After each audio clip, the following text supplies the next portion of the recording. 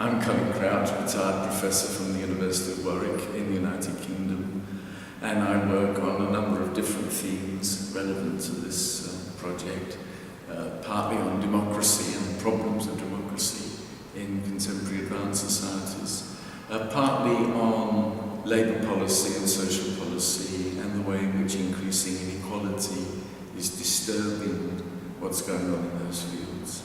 I'm one of the authors in chapter 9, which has as its brief democracy and the rule of law. And we're there looking at problems that are arising in democracy in those countries in those parts of the world where it's well established, but also we're trying to look for points of hope where democracy is developing, perhaps in new ways, or in parts of the world where it hasn't been well established. I hope that this project could set down an agenda that people in the world at large will have to take some notice of, by drawing attention to ways in which the world is not progressing as well as it might, and that there are some serious problems. Some areas where we thought we made a lot of progress are going back.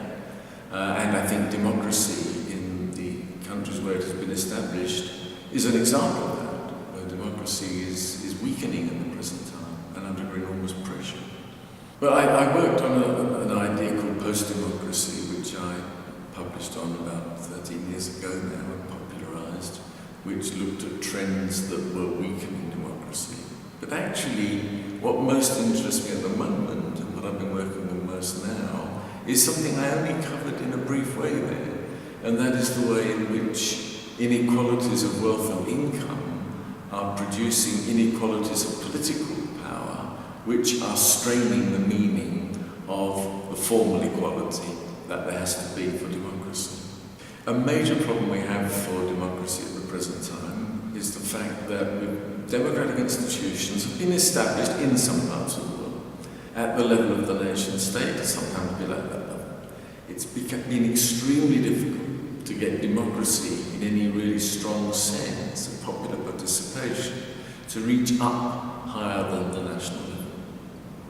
But increasingly today, the important issues cannot be solved at that level. That we live in a globalised economy, a globalised society, globalising climate change.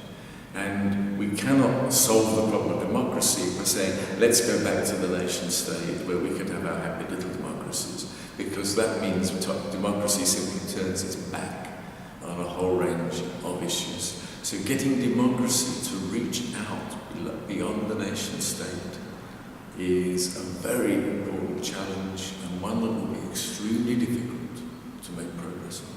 As people use the Greek crisis as an example of where supranational institutions do a bad job, but they're not confronting the counterfactual of what position Greece would be in now if it had continued to be badly governed, as it has been.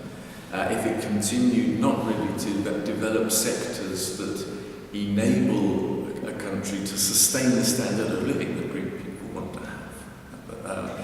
That Greece, I think, would have been a country in enormous difficulties whatever happened. And at the level of national Greek institutions, there isn't the capacity or even the will to solve them. So when we look at the bad way in which the European institutions tackled Greece, that was bad, has been bad, still is bad, we have to remember it's not as though there was a happy alternative of a sovereign nation state making its way in the world.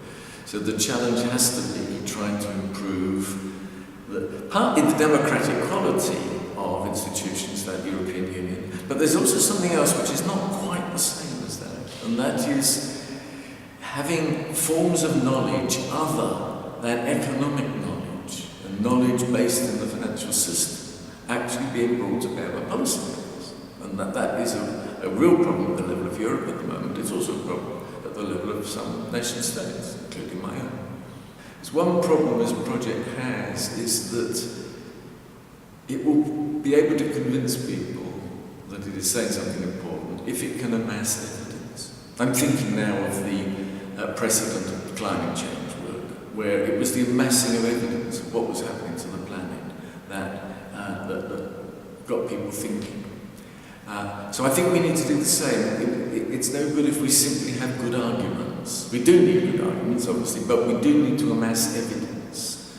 And it needs to be amassed across quite a wide range of issues. But it would be if we can bring together things that people haven't seen as linked together, or people aren't aware of all the facts, and present these and demonstrate why they explain certain problems. The world remains complacent about a lot of issues. In the Western world, we believe not only do we have well-functioning democracies, we believe that we've just created lots more in Central and Eastern Europe. And so therefore there's a kind of triumphalism about liberal democracy, which is ignoring the erosion of the strength of the democratic base, partly because of social changes that are weakening traditional political parties that simply have happened. No one's to blame for that, and no one can remedy it by taking us back to the 1950s. But at the same time, it's also being undermined by this rise in inequality, which is something ultimately within human control. One thing that we really need, and it has to be done at a transnational level, it's no good nation states doing it. We need international understandings about taxation levels and about regulatory arrangements on business behaviour. If we don't get some consensus on that, there will always be this tendency of a very liquid, fluid, modern capital to escape to those parts of the world that are treating it in a soft way. That's what's happening. That's why we've got rising inequality to a large extent.